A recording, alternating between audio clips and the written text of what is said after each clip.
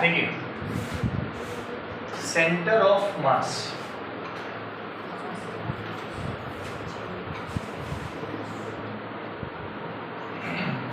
किसी भी बॉडी का सेंटर ऑफ मास, बॉडी का वो पॉइंट होता है जहां पूरी बॉडी का मास अज्यूम किया जाता है कि कॉन्सेंट्रेटेड हो। नहीं समझ पाए? Centre of mass of a body is a point inside the body where whole mass of the body is assumed to be concentrated. समझ गए? ये डेफिनेशन हो गई सेंटर ऑफ मास की। लिखना है? मतलब लिखवा देंगे। मतलब मान के चलिए आप लोग कि जैसे ये डस्टर है, तो इस डस्टर का सेंटर ऑफ मास कहाँ होगा? उसके सेंटर में, बीच में, यहाँ की तरफ, है कि नहीं है? तो अलग अलग चीज़ों का, अब जैसे आपको बताएं कि डिस्क है, डिस्क, थाली का centre of mass geometric centre में होगा उसकी, है कि नहीं? इसी तरीके से अलग अलग बॉडीज का जो सेंटर ऑफ मास होगा वो उनके मोस्टली सेंटर पे ही होता है। कहाँ पे होता है वो हम लोग कैलकुलेट करेंगे यहाँ पे। ठीक है, देखो सेंटर ऑफ मास की definition. Centre of mass of a body is a point, centre of mass of a body is a point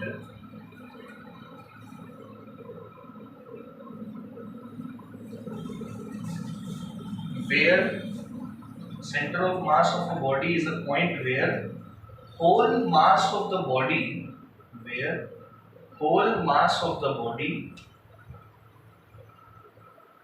is assumed to be concentrated, where whole mass of the body is assumed to be concentrated।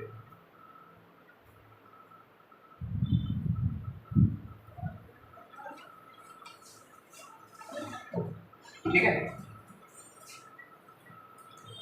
अब अलग अलग चीजों का हमें centre of मास पढ़ना है। पहला देखो, centre of mass of two particle system, centre of mass of two particle system.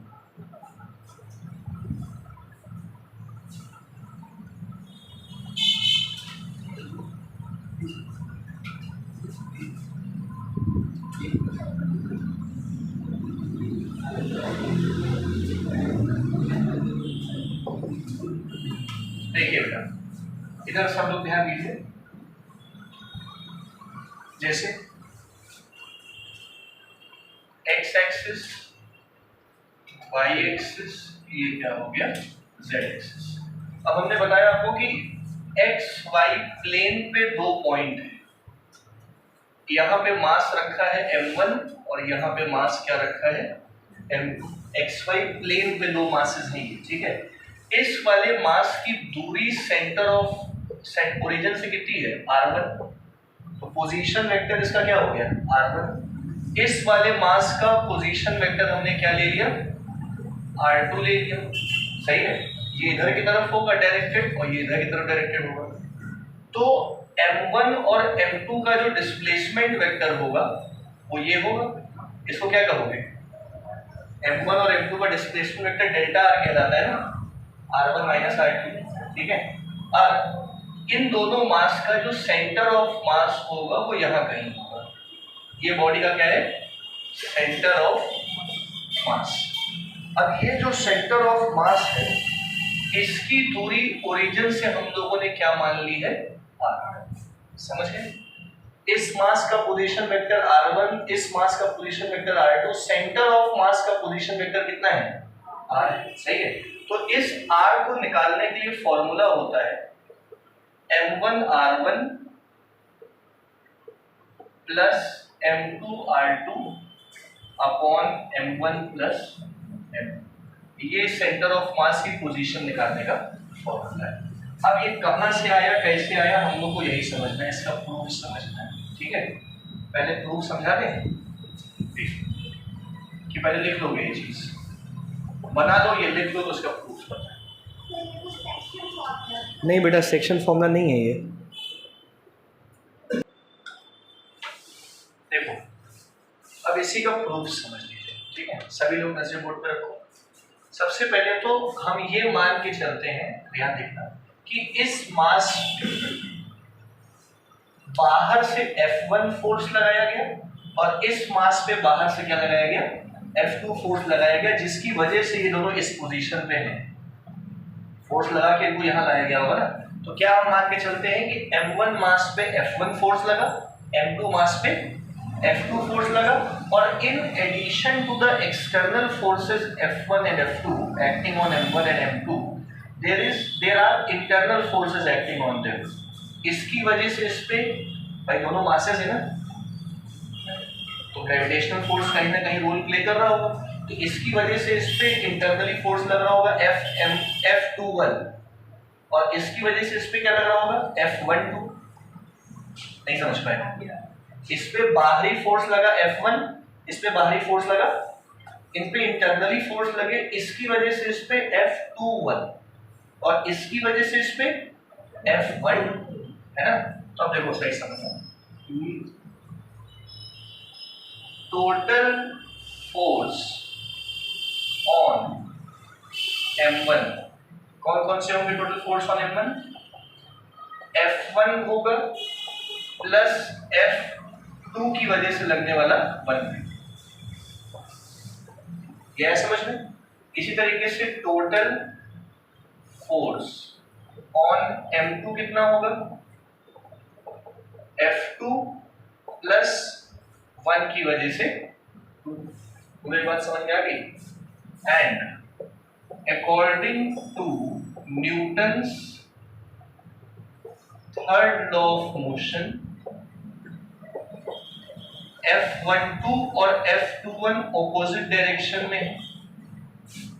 इस पे ये इसको खींचेगा, ये इसको खींचेगा, दोनों का डायरेक्शन क्या हो गया? ऑपोजिट, जिससे इन दोनों का नेट सम फोर्स क्या हो गया? 0। तो F12 plus F21 equal to कितना हो जाएगा? 0। ये बात समझ में आ गई? अब now total force on system of masses, मतलब इन दोनों पे टोटल फोर्स कितना लगेगा? F is equals to F1 plus F2, मतलब ये वाला F प्लस ये वाला F प्लस इनके जो इंटरनल फोर्सेस हैं F21 plus F2 plus F12। ये स्टेप समझ में आया? इस पूरे सिस्टम पे टोटल फोर्स क्या लग रहा है? एक्सटर्नल, ये दोनों एक्सटर्नल प्लस इन पे लगने वाले इंटरनल। इन दोनों फोर्सेस का सम क्या है? 0। तो F will be equal to F1 plus F2 हो जाएगा।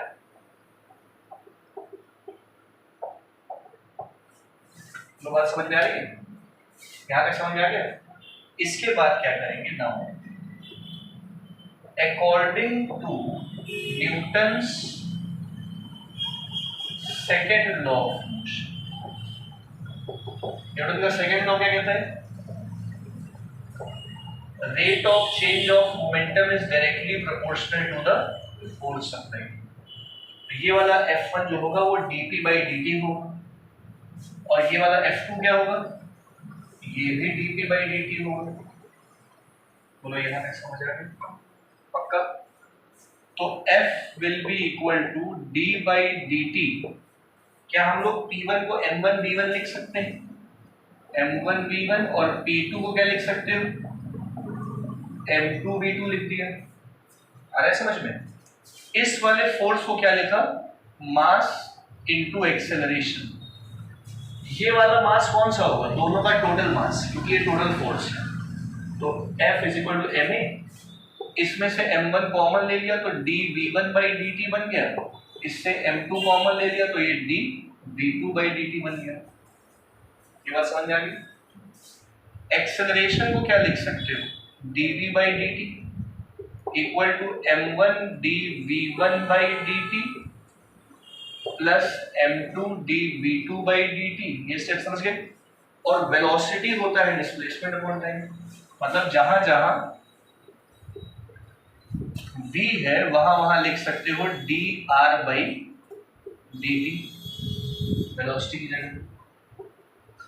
इस वाली वेलोसिटी की जगह भी dr1 by dt, और उस वाली वेलोसिटी की जगह भी, अरे जगह ही नहीं है, डी बाई डी टी, और v2 की जगह dr2/dt।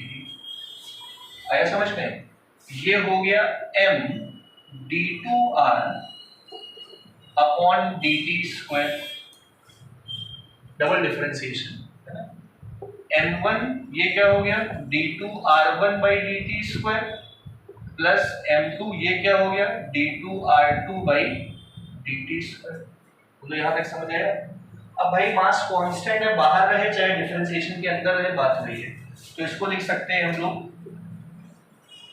d2mr/dt square d2m1r1/dt square, और इसको लिखा है d2m2r2/dt स्क्वायर। ये समझ में आया? d2/dt square d2/dt square d2/dt square compare कर लिए तो क्या बचेगा, mr is equal to m1r1 plus m2r2, और ये जो m है ये क्या है, m1 plus m2 total mass.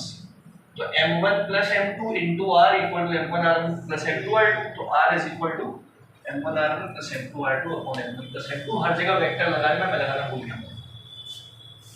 ये vector vector vector vector vector vector vector vector vector vector vector, बोलो समझ आया?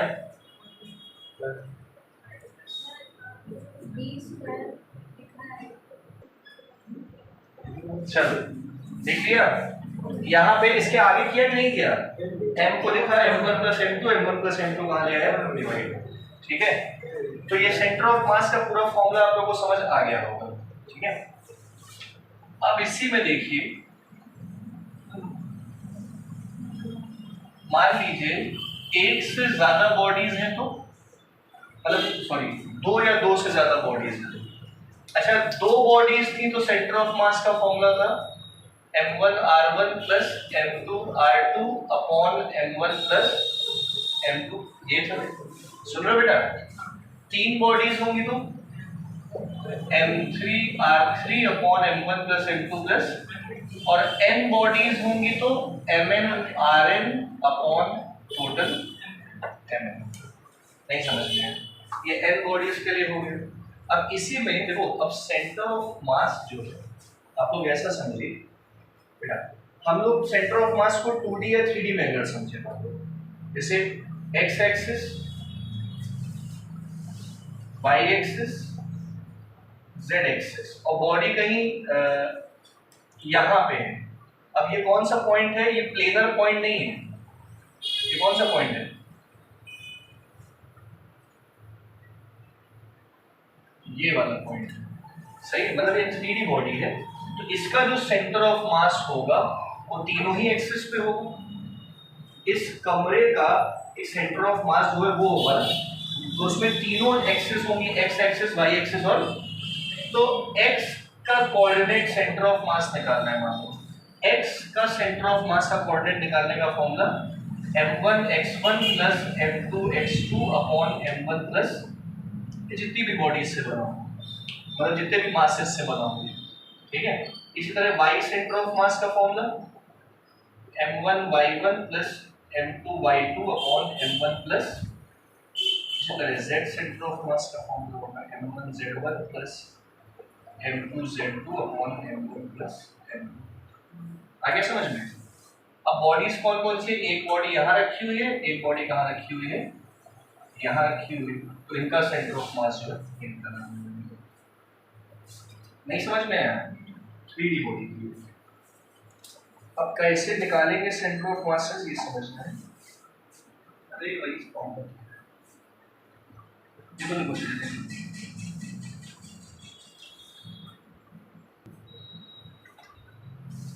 देख लिया।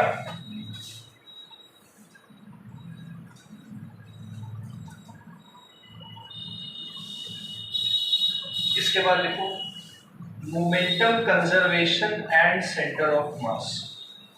Momentum conservation and centre of मास।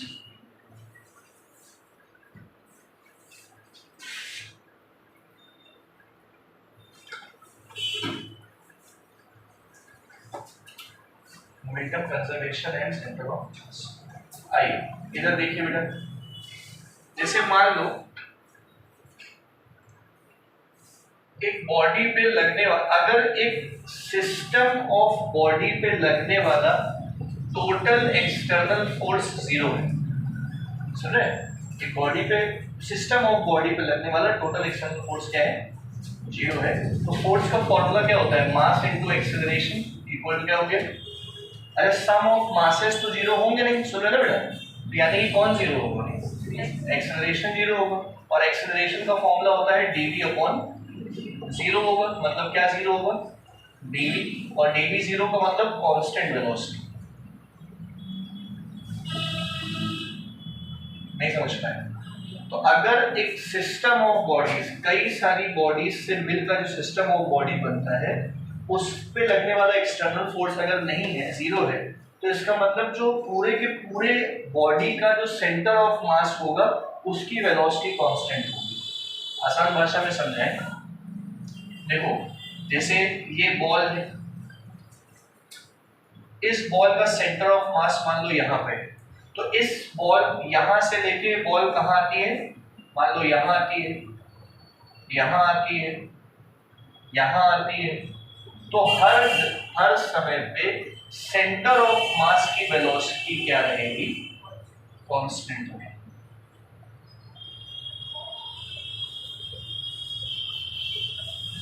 उसके सेंटर ऑफ मास की वेलोसिटी हमेशा क्या रहेगी?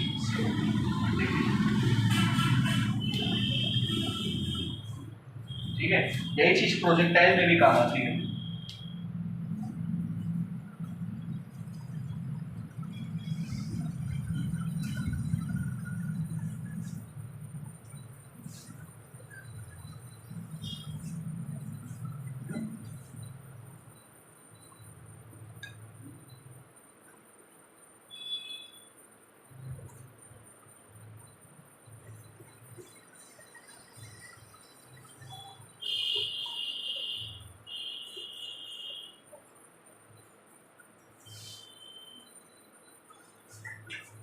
मतलब देखो, मान लो कि बॉडी को जो है यहां से फेंका गया ऐसे प्रोजेक्टाइल मोशन में, सही? तो अब आप सबको पता है कि प्रोजेक्टाइल मोशन में यूएक्स, जो एक्स वेलोसिटी होती है वो हमेशा क्या रहती है? सेम, और वाई वेलोसिटी घटती चली जाती है, पता है ना सबको? जो वेलोसिटी होगी ये, अब इसकी जो सेंटर ऑफ मास की वेलोसिटी है वो भी सेंटर ऑफ मास है। तो बॉडी चाहे यहाँ हो, चाहे बॉडी यहाँ हो, चाहे बॉडी यहाँ हो, चाहे बॉडी कहाँ हो, यहाँ, उसकी सेंटर ऑफ मास की जो वेलोसिटी रहेगी वो हमेशा क्या रहेगी? सेम रहेगी, क्योंकि बाहरी कोई फोर्स तो लग नहीं रहा, एक बार लगा दिया बॉडी अपने आप जा रही है उधर से। ठीक है, यूएक्स सेम रहेगा और वी वाई जीरो, घटता चला जाएगा और ऊपर सबसे ज्यादा जाके जीरो हो जाएगा, सबको पता है। फिर कुछ और बातें सेंटर ऑफ मास के बारे में बता दें आप लोगों को।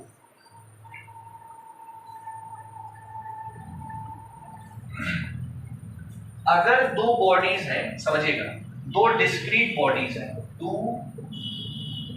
डिस्क्रीट बॉडीज, डिस्क्रीट समझते हो ना? क्या? अलग अलग, दो डिस्क्रीट, दो अलग अलग बॉडीज हैं और दोनों बॉडीज का मास क्या है? सेम, और ये उनका लाइन ज्वाइनिंग है। तो दोनों का सेंटर ऑफ मास कहाँ पे होगा? इनके सेंटर पे R1 प्लस R2 बाई,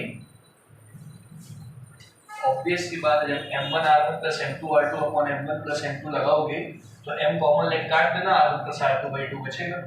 लेकिन अगर मान लो दो बॉडीज का सेंटर ऑफ मास, दो अलग अलग बॉडीज हैं, इनका सेंटर ऑफ मास ओरिजिन पे है, कोऑर्डिनेट ओरिजिन पे है, सही है? तो करना क्या होता है समझिएगा बेटा, ओरिजिन से बॉडी की दूरी ये हो गई R2, और यहां से यहां तक की दूरी क्या हो गई?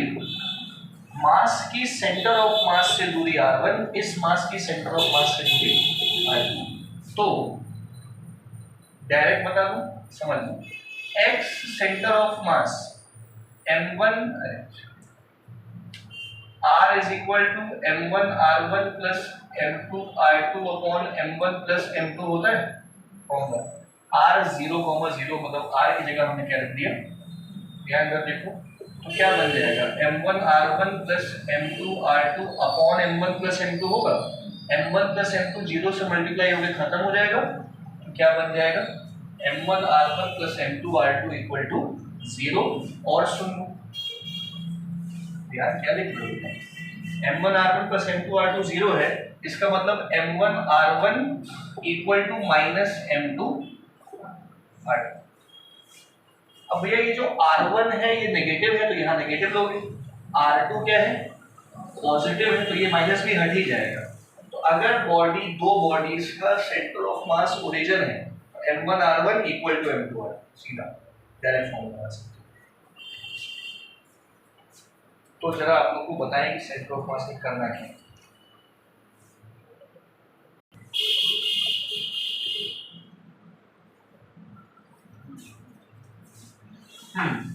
अब देखो, अब मतलब कुछ न्यूमेरिकल्स करेंगे हम लोग centre of mass for discrete bodies के लिए, अलग अलग बॉडीज के लिए, ठीक है।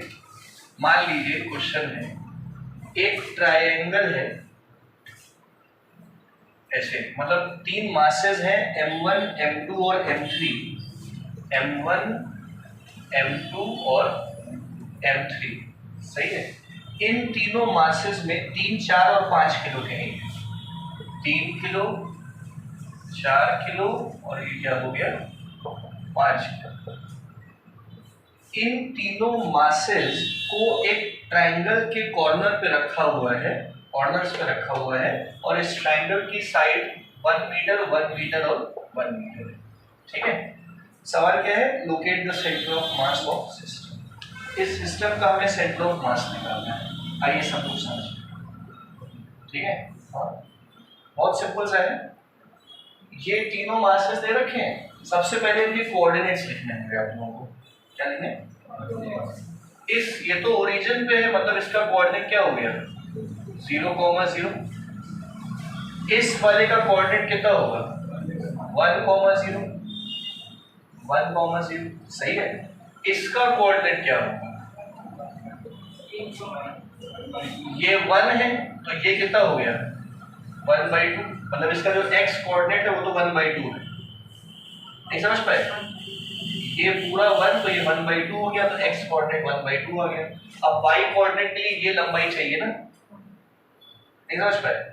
ये लंबाई कैसे निकालोगे, पाइथागोरस से निकाल लोगे कि tan थीटा से निकालना है। अरे ये कितना डिग्री है 60 डिग्री है, tan 60 degree is equal to perpendicular upon base कितना है 1/2। tan 60 की वैल्यू कितनी हो गई √3, तो ये √3/2 आ गया p, मतलब ये हो गया √3/2। पाइथागोरस से भी निकाल सकते हो, आपकी मर्जी। क्या है कि नहीं आया समझ में। अब हमारे पास इसके, इसके और उसके कोऑर्डिनेट्स हैं।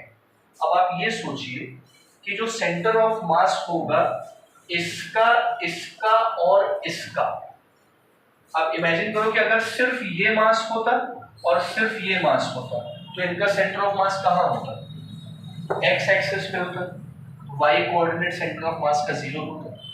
अगर सिर्फ ये मास m1 और y पे m2 होता तो centre of mass y axis पे होता, x कोऑर्डिनेट 0 होता। लेकिन अब मासेस कहाँ कहाँ है, m1 है, m2 है और बीच में क्या है m3, तो सेंटर ऑफ मास जो होगा वो कहीं यहाँ आएगा, मान लिया कहाँ आएगा, यहाँ आएगा।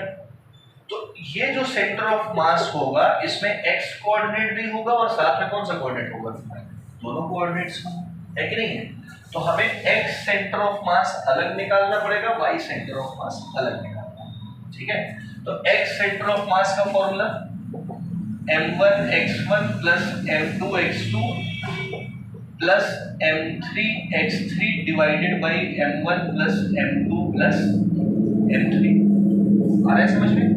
तो x centre of mass will be m1, कहाँ गया भैया 3 × 0 plus 4 × 1 plus 5 × 1/2 upon 3 plus 4 plus 5। तो x सेंटर ऑफ मास आ गया 4 प्लस 2.5 डिवाइडेड बाई 5, 4, 9, 3, 12 ये आ गया 6.5/12 मीटर। अभी जितना भी होता हो वही सेंटर ऑफ मास की पोजीशन हो गई। इसी प्रकार से y सेंटर ऑफ मास क्या होगा, m1y1 plus m2y2 plus m3y3 divided by m1 plus m2 plus m3। z axis पे तो होगा नहीं, फिर से m1 की जगह 3 into 0 plus 4 into 0 plus 5 into √3/2 divided by 3 plus 4 plus 5। ये आ गया 2.5 √3 डिवाइडेड बाई 3 4 5 12 मीटर। ये वाई सेंटर ऑफ मास नहीं समझ पाए तो सेंटर ऑफ मास इन दोनों को साथ लेंगे, ठीक है,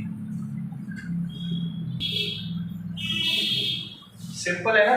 अच्छा, जिस तरीके से R का फॉर्मूला होता है m1r1 plus m2r2 upon m1 plus m2, उसी प्रकार वेलोसिटी का भी फॉर्मूला होगा, वेलोसिटी सेंटर ऑफ मास निकालने का m1v1 plus m2v2 upon m1 plus, उसी तरीके से एक्सेलरेशन का भी होगा। कैसे आएगा, जिस टाइम इसको डिफरेंशिएट करो, पोजीशन को डिफरेंशिएट करोगे वेलोसिटी, इसका वेलोसिटी इसका वेलोसिटी, वेलोसिटी को डिफरेंशिएट करोगे एक्सेलरेशन। आया समझ में?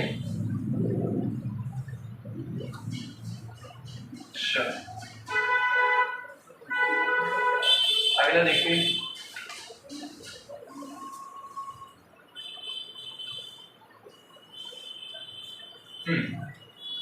सवाल है, एक टी शेप की बॉडी है, देखो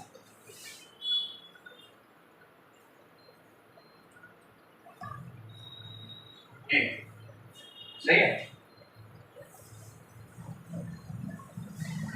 ये 8 मीटर 2 मीटर 6 मीटर 2 मीटर, ये 3 मीटर, तो ये भी 3 मीटर, सब दे दिया गया आप लोगों को, सही है। और इस पॉइंट O से हमें इस पॉइंट के रिस्पेक्ट में हमें जो है क्या निकालना है, इस टी शेप की बॉडी का सेंटर ऑफ मास निकालना है इस O के रिस्पेक्ट में, ठीक है। O मतलब सेंटर है, ये मान के चलो। सेंटर ऑफ मास कभी भी किसी का निकालते हैं तो एक फिक्स्ड पॉइंट पहले कंसीडर करते हैं।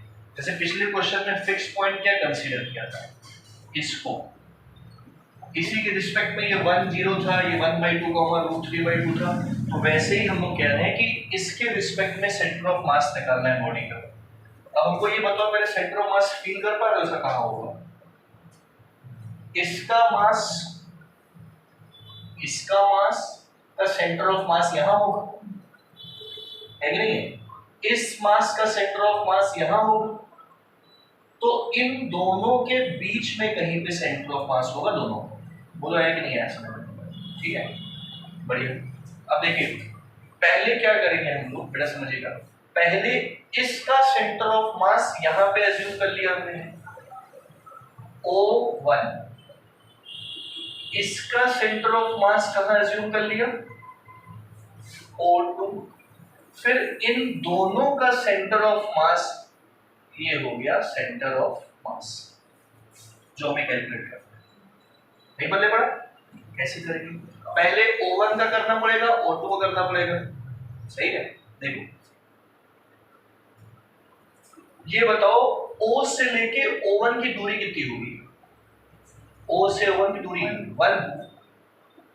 अच्छा, ये centre of mass y axis पे है कि नहीं, इसका x कोऑर्डिनेट क्या होगा 0, ये y एक्सिस पे है, तो हम लोग इस वाले कोऑर्डिनेट को कह देते हैं 0,1। नहीं समझ में आया? इसी प्रकार से हमको ये बताओ, इसका कोऑर्डिनेट क्या होगा, ये 2 है, ये पूरा 6 है, तो ये कितना होगा 3, ये 0,5 होगा। नहीं समझ पाए, 1 है तो ये 0,1, ये 5 है तो ये 0,5, दोनों के कोऑर्डिनेट्स आ गए, मतलब x1 y1 x2 y2 आ गया। अब हमें क्या चाहिए, मास, मास तो है ही नहीं अपने पास, सही है। अब ये अज्यूम करेंगे हम लोग यहाँ पे कि ये हिस्सा और ये हिस्सा सेम मटेरियल से बना है।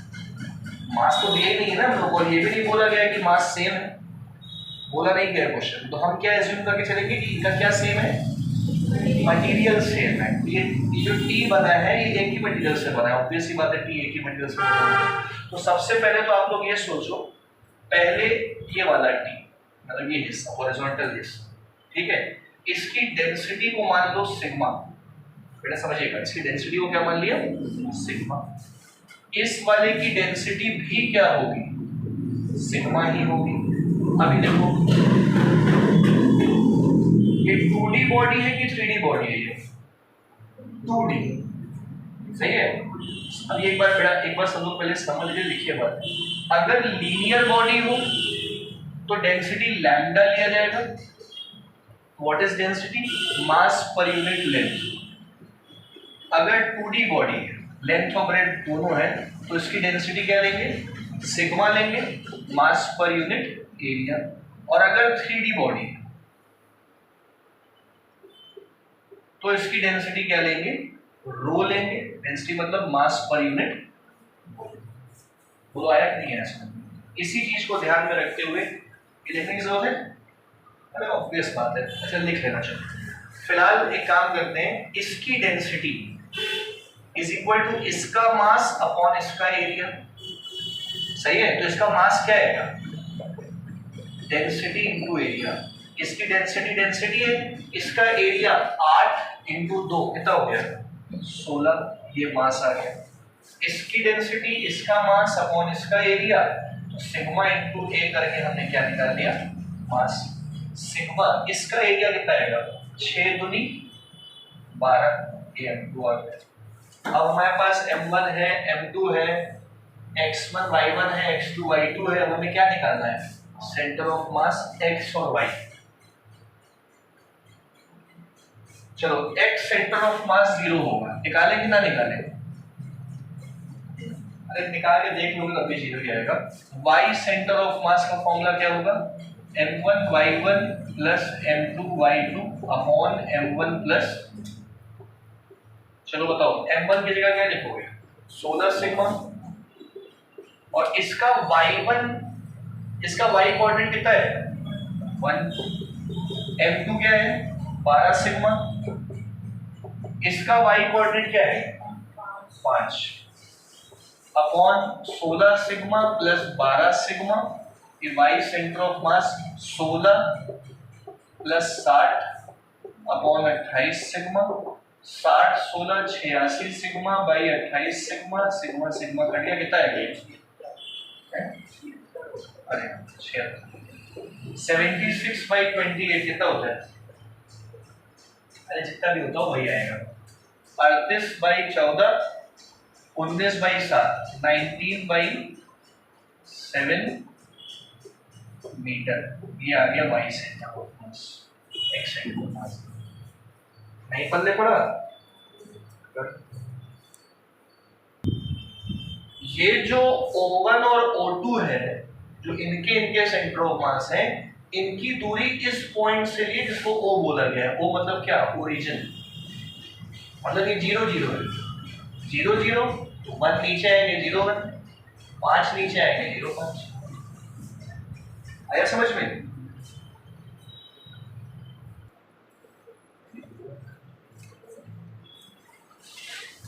अगला देखो बेटा, जैसे मान लो x axis y axis,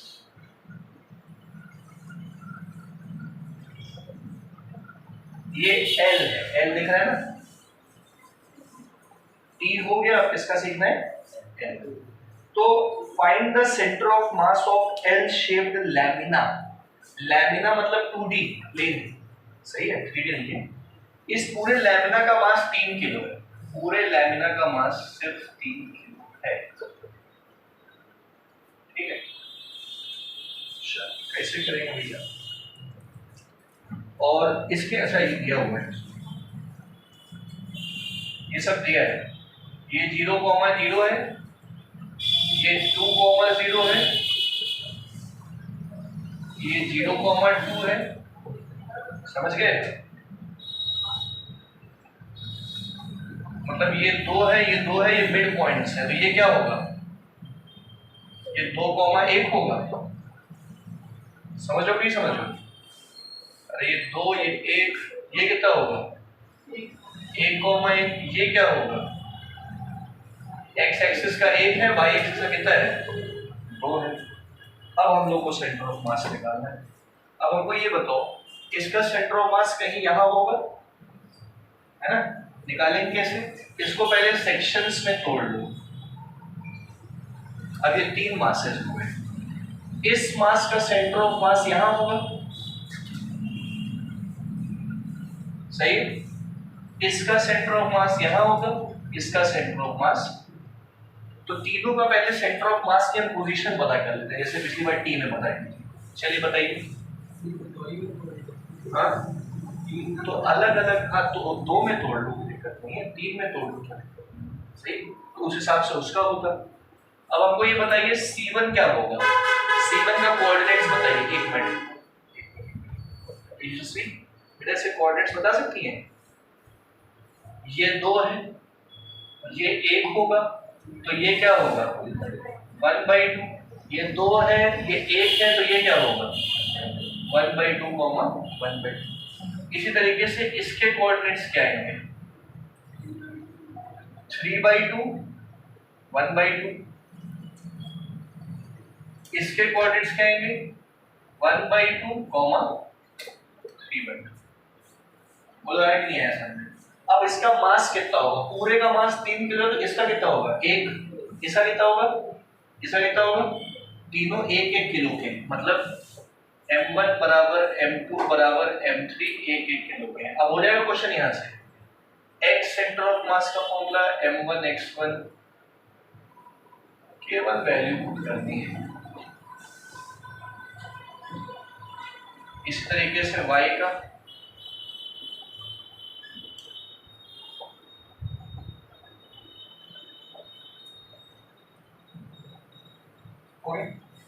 value put कर देंगे।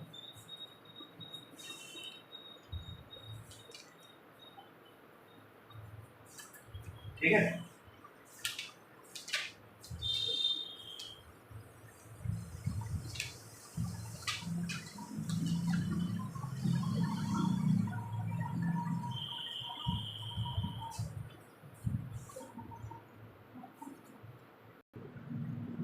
ठीक है। इस पूरे सिस्टम का सेंटर ऑफ मास निकालना है। अगर इस स्क्वायर की लेंथ 1-1 मीटर है, हो जाएगा? पहले पहला स्टेप, पहले ओरिजिन मानो, इसको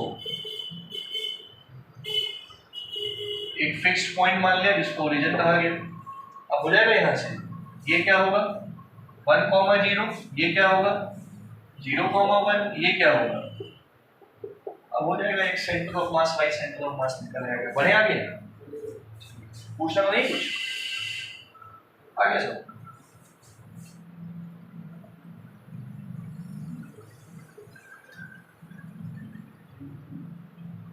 ठीक। तो इसके बाद लिखिए, लिखना क्या है ये बताते हैं।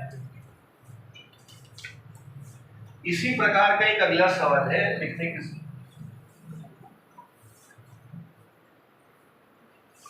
हाँ देखो, अ सर्कुलर प्लेट, बेटा समझिएगा, a circular plate of uniform thickness has a diameter of 56 centimetre. एक सर्कुलर प्लेट है यूनिफॉर्म थिकनेस की, इसका डायामीटर कितना है? 56 सेंटीमीटर। बात समझ आ रही है? देखना, प्लेट है तो 2D है, फिर से है ना। A circular portion of diameter 42 centimetre is removed from one edge of the plate. इस प्लेट के एक एज से 42 सेंटीमीटर का जो है क्या काट दिया गया? एक प्लेट काट दी गई। 42 सेंटीमीटर की एक प्लेट काट दी गई डायमीटर, सही है? तो कितना बचेगा? ये हिस्सा बचेगा चांद। अरे यार आज 9:00 पे चांद बड़ा दिखेगा ना, 14% बड़ा दिखेगा। 9:04 की 36 क्या था दिखेगा। और फिर नहीं, अब जितनी देर रहे जो भी रहे। हाँ लेकिन यार आज तो बारिश हो गई यार, बादल आ गए, 4 बार तो दिखेगा। अरे वो गया है चंद्रयान 3, इसे थोड़ा सा बड़ा किया है उसको और क्या 56 इंच है पढ़े। तो बताना है कि ये जो बची हुई जगह है, अच्छा जो बॉडी है सुनिएगा, पूरी बॉडी का सेंटर ऑफ मास उसके सेंटर पर रहा होगा, जो हिस्सा काटा गया है उसका सेंटर ऑफ मास उसके सेंटर पर रहा होगा, जो बची हुई बॉडी है हमें उसका सेंटर ऑफ मास निकालना है। देखो ये ऐसे चंदा बचा है, गाली चंदा है, ऐसा कोई बचा है, इसका सेंटर ऑफ मास कहाँ होगा? कहाँ होगा? यहाँ। थोड़ा मास ऊपर है, थोड़ा मास नीचे है, थोड़ा मास इधर है, तो सेंटर ऑफ मास कहाँ आएगा? यहाँ पे है कि नहीं है? अंदर नहीं, बाहर आएगा। ठीक है, तो ये सेंटर ऑफ मास पता करना है। कर पाओगे पता?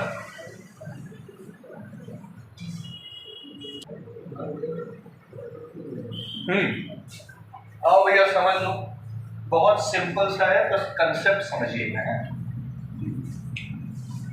इसको इधर वैसे बना लें, देखना ये जो सेंटर है आपको दिखाई दे रहा है, ऐसे बेटा फील करिएगा, ये किसका सेंटर है? पूरी बॉडी का सेंटर है। इसको हमने क्या कह दिया? O। ये जो सेंटर है O2, ये किसका सेंटर है? वो जो कटा हुआ है उसका। जो बची हुई बॉडी का सेंटर ऑफ मास आएगा अनमोल, वो इधर आएगा। तो बची हुई बॉडी का सेंटर ऑफ मास इधर आएगा। बोलो ये बात समझ आई? अगर हम इसको कोऑर्डिनेट एक्सिस मान लें, मतलब इसको क्या मान लें? 0,0। ये मान लें कि पूरी बॉडी का जो सेंटर ऑफ मास था वो 0,0 पर, तो हमें जो है केवल यहां से यहां तक की दूरी चाहिए R2, और यहां से यहां तक की दूरी क्या चाहिए? R1। अब बताओ, यहां से लेके यहां तक की दूरी 28 है, 28। यहां से लेके यहां तक की दूरी कितनी होगी? 21। तो R2 कितना आ गया? 7। R2 7 आ गया। R1 हमें पता करना है, R1 ही तो पता करना है, सेंटर ऑफ मास और बचा हुआ हिस्सा ही तो R1 है। सुन रहे हो क्या कह रहे हैं? R1 पता करना है। अब ये बताओ, इन दोनों का सेंटर ऑफ मास कहां पे है? O पे। इसका मतलब जो फॉर्मूला लगेगा वो लगेगा M1R1 इक्वल्स टू, अभी मैंने बताया था आप लोग को, दो अलग अलग चीजों का सेंटर ऑफ मास अगर ओरिजिन है तो M1R1 is equal to M2R2। पूरी बात समझ आई? हाँ नेगेटिव ही रहेगा, लेकिन वो क्योंकि इधर साइड है ना, तो हमने पहले ही मान ली वो चीज। अब R1 हमें पता करना है, R2 हमें पता है, M1 M2 नहीं पता है। क्या नहीं पता है? अब पहले ये समझो M1 M2 है क्या। R2 यहां से लेके यहां तक की दूरी है, इससे लेके इसकी दूरी, और ये किसका सेंटर ऑफ मास था? छोटी वाली बॉडी का। R2 सेंटर ऑफ मास छोटी वाली बॉडी का है, तो मास M2 भी तो छोटी बॉडी का ही हुआ। R1 क्या है? सेंटर ऑफ मास किसका? बची हुई body. R1 is the centre of mass of बची हुई बॉडी। सुनिए बेटा, तो M1 किसका मास होगा? बची हुई बॉडी। साइलेंट कर रखा है थोड़ा सा। हाँ देखिए, एक बार फिर से बोल रहे हैं, क्लियर रखिएगा अपने आप को। R2 किसका सेंटर ऑफ मास है? कटी हुई बॉडी का, तो मास भी कटी हुई बॉडी का हुआ। R1 क्या है? O1 से O की दूरी, मतलब R1 is the centre of mass of बची हुई बॉडी, तो M1 is the mass of बची हुई बॉडी। अब हमें क्या निकालना पड़ेगा, मास ऑफ 56 सेंटीमीटर डायामीटर वाली बॉडी पे। तो मास का फॉर्मूला डेंसिटी इनटू एरिया, ये तो बताया था कि मैंने। मास बेटा समझिए, पहले लिखिए नहीं, पहले समझिए, एकदम छोड़ दीजिए लिखना। Mass equal to density into, ये मास किसका है, अच्छी नहीं 56 सेंटीमीटर वाली बॉडी का, आंखों से देखो जब देखना ही है तो ना, ये है।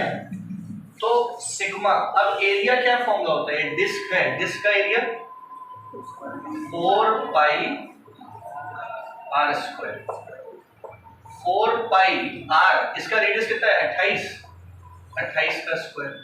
बोलो आया कि नहीं आया सर में? ये बड़ी हुई बॉडी का, बड़ी वाली बॉडी का मास आएगा कितना आएगा इससे, 4 पाई सिग्मा 28 का स्क्वायर 784 की 724, 784 ये आ जाएगा। मल्टीप्लाई करें कितना आएगा, 4 चौको 16, 4 अठे 32 का 33, 4 सत्ते 28, 31 22 सिग्मा, ये आ गया बड़ी बॉडी का मास। अब समस्या हो गई, इधर तो मैंने ये बता दिया है, जगह इसको शिफ्ट कर देते हैं ना। सुनो, तुम लोग पहले ये बनाना, फिर ये बनाना, फिर ये लिखना, फिर हम इधर लिखने जा रहे हैं। अब मास ऑफ 42 सेंटीमीटर डायमीटर वाला, मतलब छोटा वाला मास, तो इसका मास भी क्या होगा, डेंसिटी इनटू इसका एरिया, डेंसिटी सिग्मा ले ली, एरिया इसका क्या होगा 4 पाई r2 square, 4 pi sigma r2 की जगह क्या लिखोगे 21, 21 का स्क्वायर कितना होता है 441, 4 पाई सिग्मा 441, 4 1 जा 4, 4 4 जा 16, 4 4 जा 17 पाई सिग्मा, ये m2 आ गया। बोलो बात समझ आ रही है कि नहीं आ रही है? अब हमारे पास पूरी बॉडी का मास है, बाद में लिखिएगा, ये हमारे पास छोटी वाली बॉडी का मास है। अब हमें किसका मास चाहिए, बची हुई बॉडी का। तो मास ऑफ बची हुई body is equal to, that is m1 equal to बड़ा मास माइनस, तो बड़ा मास अपने पास 31-36 पाई सिग्मा, और छोटा मास अपने पास 17-64 पाई सिग्मा। m1 आ गया अपने पास पाई सिग्मा, 6 में 4 गया बचा 2, 13 में 6 गया बचा 7, 10 में 7 गया बचा 3, 1, 1372, ये आ गया समझ में। अब लगाएंगे m1 r1 is equal to, m1 किसका मास है, बची हुई बॉडी का, और सेंटर ऑफ मास उसका पता करना है। m2 किसका मास है, काटी हुई बॉडी का, 1764 pi sigma, pi sigma pi sigma cut, अरे r2 कितना था 7, तो r1 आ गया 1764 इंटू 7 डिवाइड बाई 1372। इसको सॉल्व कर लीजिएगा। नहीं समझ में आया? देखो इसी कंसेप्ट पे ये क्वेश्चन और देख लो आप, पूछना तो नहीं था, वैसे वीडियो बन गया है, आप चाहे तो देख लीजिएगा।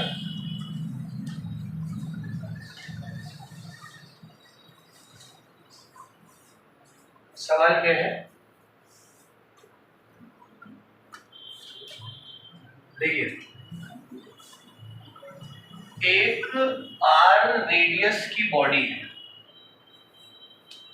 आर रेडियस की बॉडी है,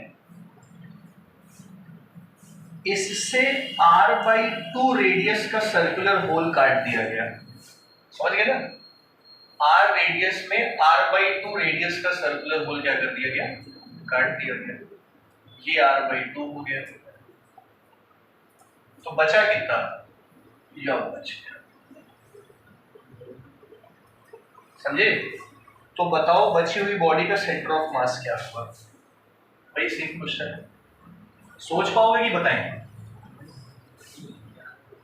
बता देते हैं। अच्छा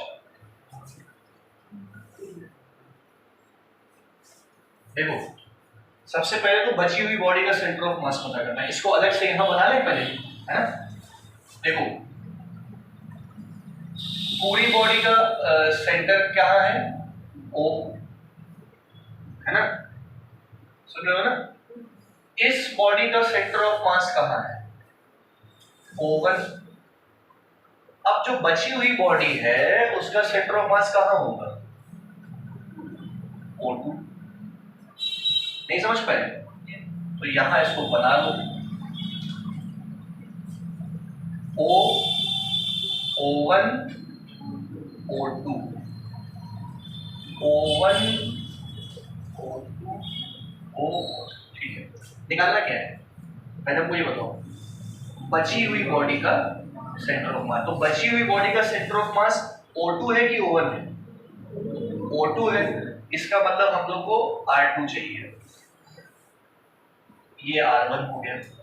अब हमने मान लिया कि ये पॉइंट 0,0 है। बोलो समझ रहे हैं? इसको क्या मान लिया? 0,0 है। ये पॉइंट क्या होगा? यहां से लेके यहां तक की दूरी r/2 है ना? r/2 कॉमा, पहले तो x एक्सिस पे ही होगा, y कोऑर्डिनेट सेंटर ऑफ मास का क्या होगा? 0 होगा। ये बताओ ये क्या होगा? अरे ये तो पता ही करना है, ठीक है? आ रहा है समझ में? R2 तो हम लोग को पता ही करना है, तो R2, 0, y सेंटर ऑफ मास 0 ही। अब हो गया अपना काम। लगाना क्या है? M1 R1 equal to M2 R2। Main समस्या क्या नहीं पता है? मास नहीं पता है, तो भैया मास निकालते हैं। मास ऑफ पूरी बॉडी का मास सिग्मा इंटू एरिया। सिग्मा और एरिया पूरी बॉडी का क्या होगा? 4 पाई बड़ा आर स्क्वायर। सही है। मास ऑफ कट बॉडी का मास क्या होगा? M1 होगा। इसको हमने R1 कहा है। Sigma into A1। Sigma into A1 को क्या लिखोगे? 4 पाई, इसका रेडियस कितना है? R/2। R/2 का whole square. Sigma into 4 pi R square by 4, ये आ गया sigma into pi R square. ये आ गया कटी हुई बॉडी का मास। अब किसका मास निकालोगे? मास ऑफ बची हुई बॉडी का मास निकालने के लिए टोटल मास को उस मास से क्या कर दोगे? माइनस कर दोगे। टोटल मास अपने पास क्या है? Sigma into 4 pi R square, और बची का कटी का सिग्मा इंटू, ये कितना आएगा? Sigma into 3 pi R square. बोलो आया कि नहीं आया सर? अब खत्म अपना काम। M1 R1 equal to M2 R2 लगाना है। M2 R2 is equal to M1 R1। M2 कितना है? Sigma into 3 pi R square into R2 तो हम लोग को पता ही करना है। M1 कितना था? Sigma into pi R square और इंटू R1। R1 क्या है? यहां से यहां तक की दूरी कितनी है? R/2। आ रहा है समझ में? सिग्मा 3 पाई, सिग्मा पाई सॉरी 3 नहीं कटेगा, सिग्मा पाई कटेगा। यहाँ क्या बचेगा? और आर स्क्वायर से आर स्क्वायर कट जाएगा। 3R2 is equal to R/2। R2 is equal to R/6। नहीं समझ में आया? R/6 और R/6 लेफ्ट साइड में तो नेगेटिव लिखना, ठीक है?